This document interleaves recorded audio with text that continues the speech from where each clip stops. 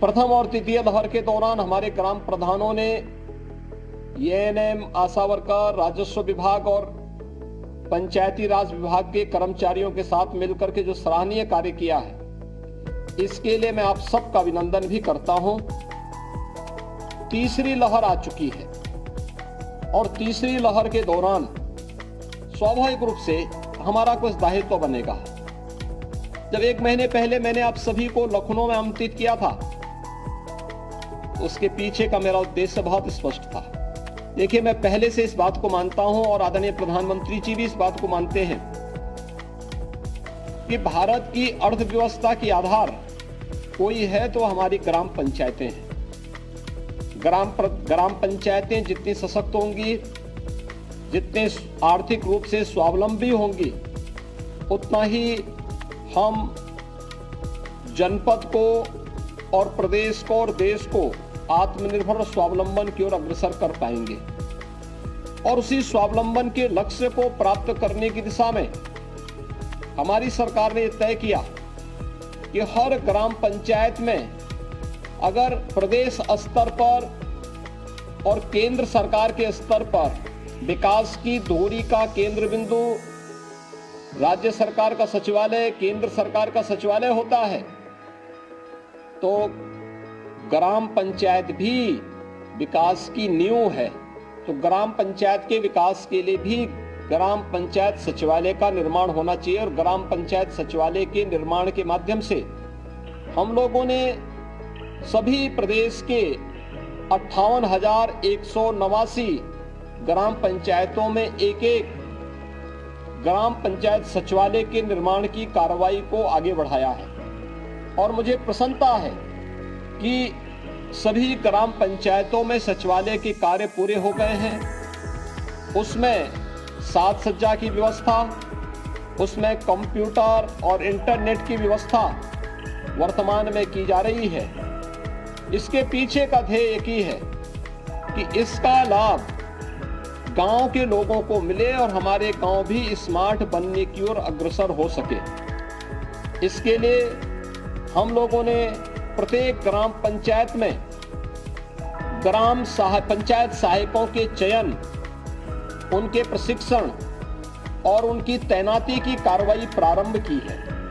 56,266 पंचायत सहायक के लिए माह दिसंबर का उनका मानदेय यह हम लोग जनवरी माह में दे रहे हैं, जिन्हें 6,000 रुपये हर महीने उपलब्ध करवाए जा रहे हैं और वह पैसा उनको उपलब्ध करवाया जा रहा है। अब तक 23,000 ग्राम पंचायतों में इस मानदेय का भुगतान हो भी चुका है। हम लोगों ने प्रदेश के अंदर पंचायतों को वित्तीय रूप से,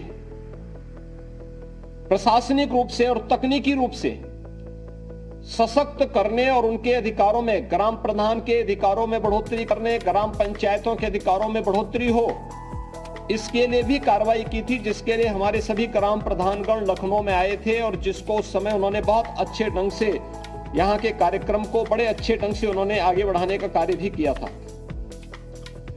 हम लोगों ने ग्राम प्रधानों को अधिकार दिया है कि वे ग्राम पंचायत के कार्यों की विस्तृत कार्य योजना बनाने, डीपीआर बनाने, एमबी कराने हेतु निजी क्षेत्र के डिग्री और डिप्लोमाधारी जो आर्किटेक्ट हैं उनको इम्पैनल्ड करने की कार्रवाई वर्तमान में की जा रही है। और ये अधिकार हम ग्राम पंचायतों को देने जा रहे हैं कि वह अब आवश्यक नहीं कि आरईएस के, जेईई के ही उसमें पड़े रहें। पीडब्ल्यूडी के अलावा सिंचाई विभाग नहीं तो नगर विकास विभाग के लोग नहीं हैं, तो निजी क्षेत्र के भी आर्किटेक्ट या फिर इंजीनियर, सिविल इंजीनियर जिन्हें इन कार्यों का अनुभव है, उन लोगों की सेवाओं को लेकर के वे लोग अपनी ग्राम पंचायत की एमबी बनाने और वहां की कार्य योजना को बनाने में उनकी सेवाएं ले सकते हैं, उनका मानदेय दे सकते हैं। उस आधार पर एक मेरिट के आधार पर अपने कार्यों को ससमय संपन्न कर सकते हैं। एक बहुत बड़ा अधिकार ये हमने ग्राम पंचायतों को दिया है। 50 करोड़ से ग्राम पंचायत कोष की स्थापना भी की गई है और जिसमें अगर दुर्भाग्य से कभी किसी की आकस्मिक मौत होती है, जिसमें जिला पंचायत अध्यक्ष, ब्लॉक प्रमुख और ग्राम प्रधान के लिए 10 लाख रुपए, सदस्य जिला पंचायत को 5 लाख, सदस्य पंचायत को, क्षेत्र पंचायत को 3 लाख और सदस्य ग्राम पंचायत को 2 लाख, यानी उनके वारिसान को उनको एक सुरक्षा बीमा का कवर देने की व्यवस्था भी राज्य सरकार बनाने जा रही है और पहली बार ये व्यवस्था बनने जा रही है।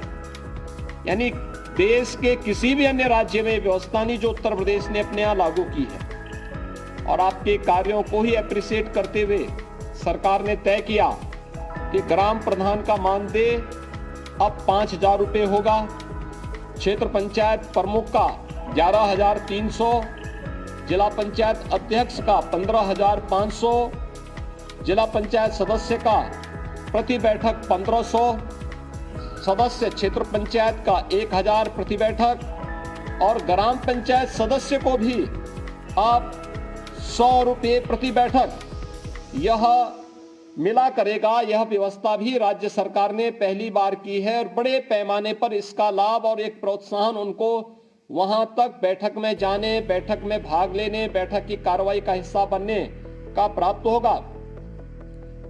ये एक व्यवस्था भी राज्य सरकार ने की है और उत्तर प्रदेश देश का पहला राज्य है जो अपने पंचायत प्रतिनिधियों को पूरा अधिकार दे रहा है, कार्य की एक स्वतंत्रता दे रहा है।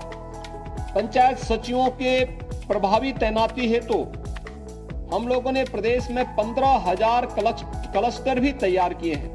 जो हमारी 58,189 ग्राम पंचायतें हैं, इसको 15,000 क्लस्टर में हम लोगों ने तैयारी करके और ग्राम सचिवों की तैनाती, पंचायत सचिवों की तैनाती भी वहां पर इस रूप में की है।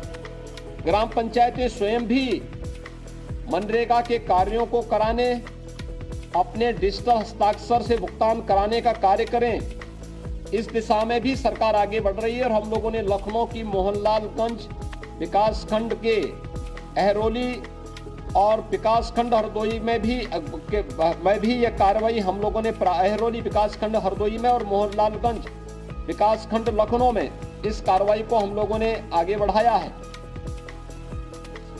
मुझे प्रसन्नता होगी, राज्य सरकार की जो मंशा है हमारे ग्राम पंचायतें स्मार्ट पंचायत बने, इसलिए हर ग्राम पंचायत में आने वाले समय में किसी भी प्रकार की कोई समस्या न होने पाए। बिजली का बिल गांव में जमा हो, गांव में वीसी सखी की तैनाती की जा चुकी है, कोई भी पैसे का लेन देन हो गांव में, इसलिए हर गांव में एक एक बैंकिंग कॉरेस्पॉन्डेंट सखी की तैनाती की जा रही है या की जा चुकी है। ऐसे ही एसएससी व महिला बीट पुलिस कर्मी की भी उचित व्यवस्था बनाते हुए गांव की समस्या का समाधान गांव में हो, इधर उधर भटकने की आवश्यकता न हो, यह भी व्यवस्था सरकार इसमें करने जा रही है। और ये एक बड़ा कार्य होगा जो गांव के विकास को आगे बढ़ाएगा और गांव को आत्मनिर्भर गांव की तरफ बढ़ाने में इसकी बड़ी भूमिका होगी। आने वाले समय में जब कंप्यूटर सहायक आपके यहाँ आ गया है, इस कंप्यूटर सहायक का सहयोग लेकर के हम बहुत काम कर सकते हैं। खासतौर पर गांव में आय प्रमाण पत्र, मूल निवास प्रमाण पत्र, जाति प्रमाण पत्र, गांव की व्यवस्था से जुड़ी हुई अन्य तमाम सुविधाएं गांव के लोगों को गांव में ही दे सकते हैं। पेंशन की सुविधा का लाभ गांव में ही दी जा सकती है। पैसे का बैंकों से लेन देन का काम गांव में ही हो सकता है। और ये मैं चाहूंगा कि हर ग्राम पंचायत इस दिशा में कार्य करे। राज्य सरकार इस दिशा में आपको स्वावलंबन की ओर अग्रसर करने की दिशा में कार्य कर रही है। मेरी आप सभी ग्राम प्रधानों से कुछ बातों के लिए अनुरोध होगा। एक, ये तीसरी लहर आ चुकी है और इस तीसरी लहर के दौरान आपकी बड़ी जिम्मेदारी है, क्योंकि ये ग्राम प्रधान एक गांव का कस्टोडियन भी होता है, गांव का अभिभावक होता है।